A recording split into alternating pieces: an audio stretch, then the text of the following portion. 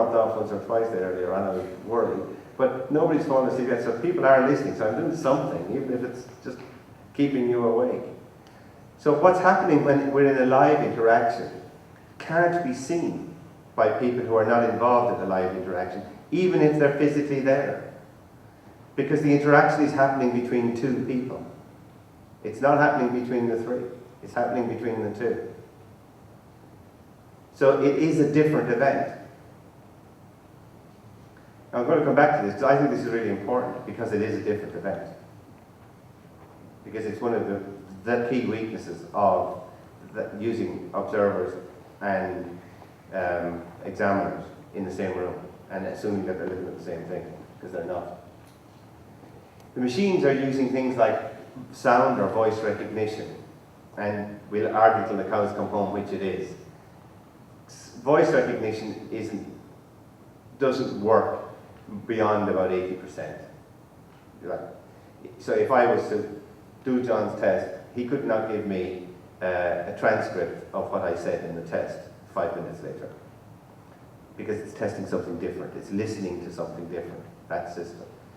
I think the system that's used in TOEFL, but it's only used in the practice on the website, it uses voice recognition, but it's only about 80% accurate, and they can't get it any better.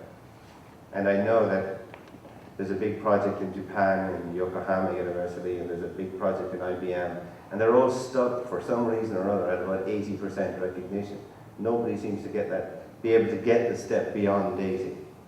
So at the moment, it's limited to more or less sound recognition, the sounds that we make, with some voice recognition, of course. It can do some things. Like, amazingly, I bought a new car recently. I'm very impressed with it, because I'm not, Mr. Technology is not me. I use it, and I break it, but this car is not broken yet, but I can tell my telephone to switch itself on.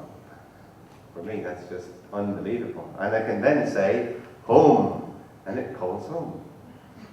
So you can get the machine to understand certain things, even with my accent, and I'm from Tipperary, my wife is from Dublin, so it doesn't matter. Either of us can speak to the machine, it still turns itself on, it still does what it's supposed to do. So the recognition part of it is improving, but only in small ways, in particular ways. So generally what the machine is doing then is it's comparing what you've said or what you've produced with what we'll call standardized responses. Responses that have already been set at a particular level. So that's basically what it's doing. So those are the scoring systems that are out there. Now my argument is that the issue that with practically every test is that it does, many of the tests at least, don't have an underlying theoretical model. Cambridge have been trying for the last number of years. They've written 2 books out of a series, I think an expected series of 4. And so that we've had examining reading, we've had examining writing. I think examining speaking is coming out this year or next year. Examining listening sometime in the future. And what they're trying to do is to look at what their tests and they're trying to figure out what their construct is, basically. That's what they're doing. So just like what you're doing in Sweden, they're looking at the test and trying to figure out what am I testing here, which is an interesting concept. And at least it's happening. It's beginning to happen. That people are beginning to ask, what am I testing? But really, any test from day one should be based on a solid model. And the model that I've been using over the last number of years is this one. And it's based on, for those of you who may have seen the Cyril Weir's book, Language Testing and Validity.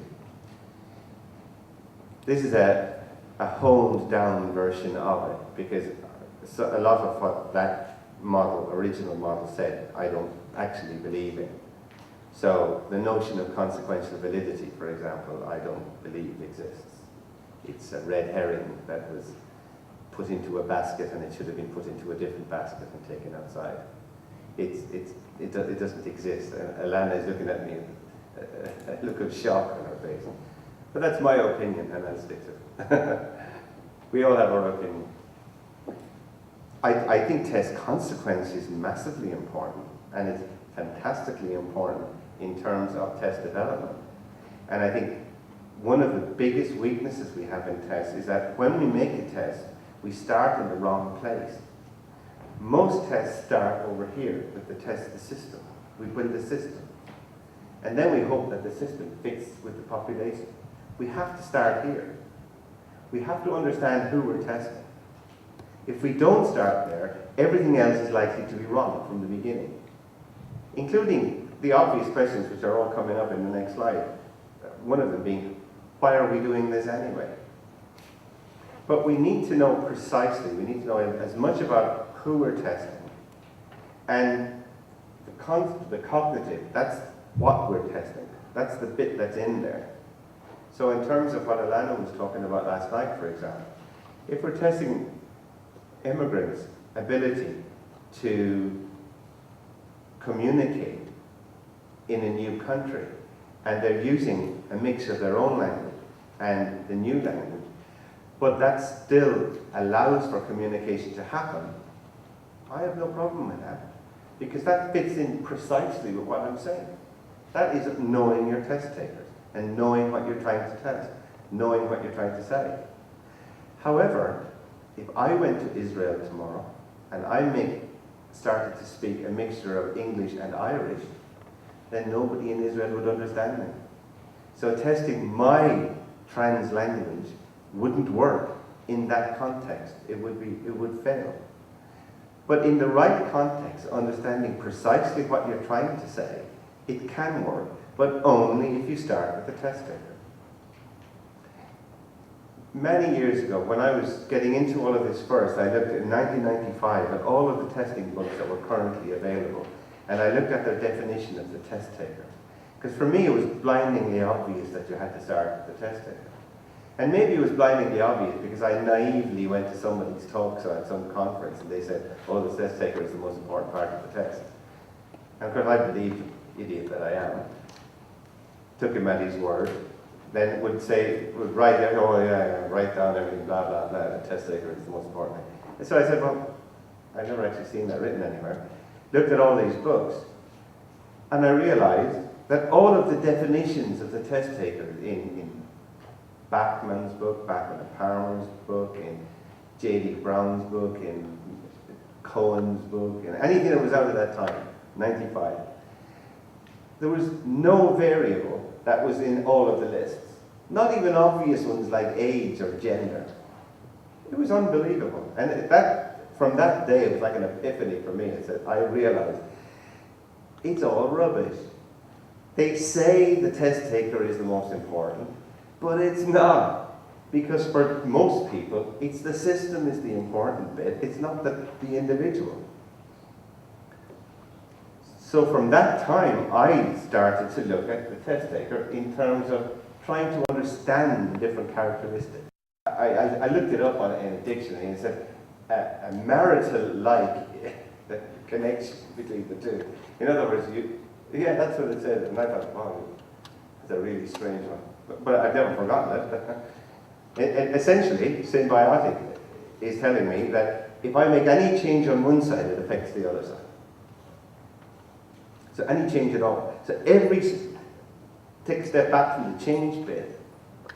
When I'm developing a test, every single decision I make over here, in terms of performance parameters, might be, in speaking, things like planning time. How much planning time will I give you? Will I give you any? Because we know that's going to have an impact on your performance. Above all other things, planning time. There's all kinds of other parameters that we can think of, that the order that the tasks might come in. If I tell you that I'm going to focus on your grammar, and I tell you I'm going to focus on your vocabulary, and I tell you I'm going to focus on your content, that's 3 different tasks. Because it's the same piece of paper, but you're all going to approach the task from a different perspective. So knowing how you're going to be assessed is going to affect your performance. That's a performance parameter. If I change anything in there, it's going to change what happens here, because it's going to change my whole cognitive approach to performing the task. Blindingly obvious. Now the link here, I think, is fairly clear. It's fairly simple. easy to make, easy to understand. What people don't seem to follow all the time is the notion of the scoring system. I hate when people start talking about reliability. It drives me bonkers. It's a number, for God's sake. We're making tests, language. Numbers are numbers. They're useful, and they tell us part of the picture. But a number on its own is useless. I love Douglas Adams. If you've read The Hitchhiker's Guide to the Galaxy, you'll all be familiar with the number 42. Fantastic number. You know, and what, do you remember what that's the answer. What was the question? What's the answer? What's the solution to the world, the universe, and everything? And after 10 million years, the computer thinks about this, and they come back to the computer, and the computer says the answer to the world, the universe, and everything is 42. A number means nothing on its own. A number has got to be supported by all kinds of other arguments. A number is a result of a system that you put in place, that you build in order to support the generation of that number. So it's a whole system. So validity isn't just about the number, it's about the system and how appropriate the system is and how well it fits theoretically with what you're trying to do up here. So what am I testing? What actual aspect of the ability am I getting at? That has got to fit. If it doesn't fit, your scoring system is wrong. And if you lose the connection between this and this, it means that your test is useless. You can have an all singing, all dancing test, but it's not telling me anything. Or it's telling me something, but I don't know what it is. It's useless. 10 questions. I always think these are really useful questions if you're ever making a test. And when you look back on the model that I just presented, they drop out from that model really easily. These are only 10. There's dozens and dozens of questions. Each one of these raises a whole bunch more. We could do a talk in any one of these areas. And essentially what I'm saying is, who am I testing? That should be the first question. Why am I testing? And what am I testing? If I can't answer those very clearly, succinctly, immediately, I shouldn't be testing at all. There's no reason to test. We shouldn't just test for test's sake. Or we shouldn't just test for politics' sake. There should be a reason, a valid reason. And every decision we make, we have to understand it has an effect on the candidate. For me, the effect on the candidate is what it's all about. Social impact it's too late. The test is already out there causing havoc. It's too late to start thinking about social impact. What you can do, and this is where I think consequence is important, is you can think about the consequence of every single decision you make during the process, including these ones. Every single decision you make, as you're going through the process, how is this going to impact on the candidate? How is it going to impact on their ability to perform my test? How is it going to affect the inference that I'm going to try to draw based on their performance on my test? You always go back to the candidate. It's blindingly obvious for me.